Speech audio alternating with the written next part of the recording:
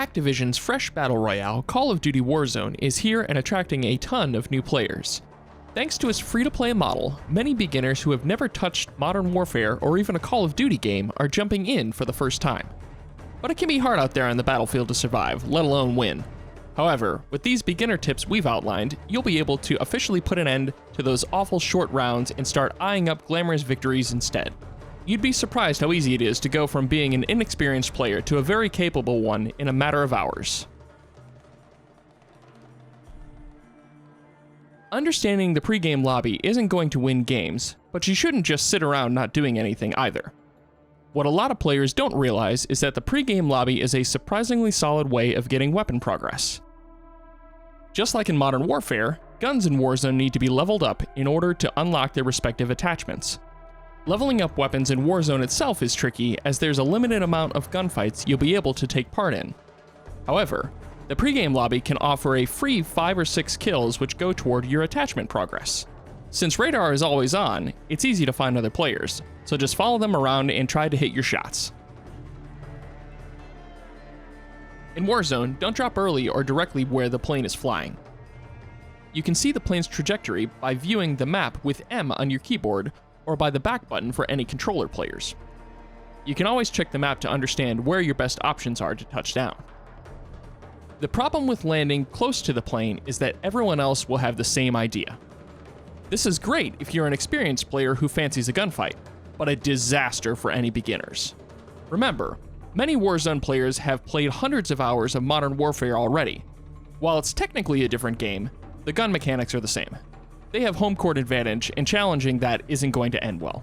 The map above is split into 3 areas based on player population. Red marks the hot zones, orange, warm zones, and green, the less populated zones. Landing directly below the plane, aka the red zone, is a no-go for any beginner. Landing in the orange zone can be worthwhile, but you should expect a gunfight or two. Anywhere in the green zone will likely be either uncontested or only involve, at most, one team fight. Taking long flights away from the hot zones will drastically increase your likelihood of making it to the top 50. It'll also give you time to see what kinds of weapons and equipment can be looted without the pressure of being shot at. Finally, the area right below where the plane starts and all the way near the end will be very hot. Expect several gunfights if you drop there. Do not fall into the trap of trying to replicate your favorite YouTuber's amazing plays. Watching FaZe Testy run around destroying everyone in sight might be entertaining, but it isn't practical for a beginner. Of course, if you enjoy a fast-paced game regardless, go for it. But just be aware, it isn't your only option. Camp if you must.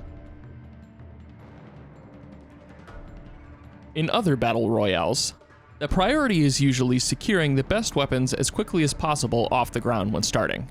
In Warzone, this doesn't really matter. Outside of the first 5 minutes or so, you probably won't need to rely on spawned weapons. You should attempt to purchase a loadout. Loadouts are extremely advantageous. Regardless of if you're a Warzone veteran or a beginner just starting out, the value that loadouts provide is too good to miss out on. Not only do you get to use your own fully customized guns, but you also get access to perks. Some of Warzone's perks are crazy strong, like High Alert, which cause your screen to flash whenever you are being aimed at. This is a hard counter to snipers and anyone trying to pick you off from the shadows. Buying a loadout costs a somewhat steep $6,000, but money can be shared between all of your teammates. You can also drop money for your teammates, pressing tab or down on the D-pad in order to pool your funds together to get a loadout quicker. As for what loadout you should be using, that's a huge topic for another day. The general rule, though, is that snipers, LMGs, and assault rifles are all relatively strong. Regarding perks, we'd recommend some combination of Cold-Blooded, Double Time, Ghost, High Alert, Overkill, Tracker, and Tune-Up. Feel free to tweak and adjust your setup based on your playstyle and preferences.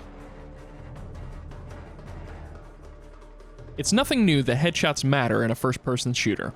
From CSGO to Overwatch to Rainbow Six Siege, headshots have always mattered. However, what you probably don't know is just how much they matter and how easy they are to hit, even for a beginner. In both Call of Duty Warzone and Modern Warfare, your headshot multiplier will vary greatly depending on your gun. In most previous Call of Duty games, headshots only gave a 1.1 times damage modifier, making them widely negligible. Yet in both Warzone and Modern Warfare, this multiplier is increased from anywhere from 1.3 all the way up to 2 times. Generally speaking, most full auto guns fall somewhere near 1.3 times, while snipers and DMRs usually sit between 1.6 and 2 times. This matters a lot for a DMR like the Kar 98K. Thanks to its incredible headshot multiplier, it will always kill in one shot to the head at all ranges. The same can be said for the Dragunov, HDR, and AX50. Even if you're not using a DMR or a sniper, it's still worth aiming high. As an example, let's look at the ever-popular M4A1. Its base damage of 28 means it takes 9 shots to kill a fully armored enemy. If you land all headshots, this would drop to just 6 shots instead. Given the gun's low recoil, even a beginner can land consistent headshots with a little practice. Cutting your time to kill down 33% could easily be the difference between winning a team fight and losing it. Use this Call of Duty Warzone beginner guide to start netting more kills today, and come back to PC Invasion for more Warzone guides.